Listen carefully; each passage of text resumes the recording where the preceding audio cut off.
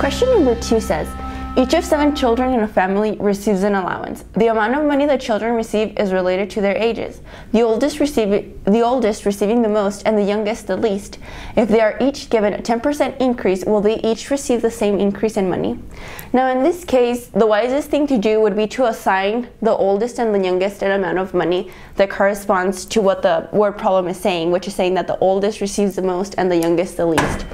So for example, we can assign the oldest one to receive $100. As opposed to the youngest, we can say that he receives 20. However, both of them will have an increase of 10%.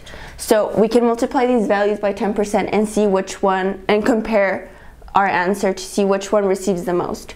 So let's convert 10% into a decimal first. We move our decimal place to the left and we get 0.1. So when we multiply 100, and the 100 represents the oldest, and 20 represents our youngest once again, 100 times 0.1 is 10, while 20 times 0.1 is equal to 2.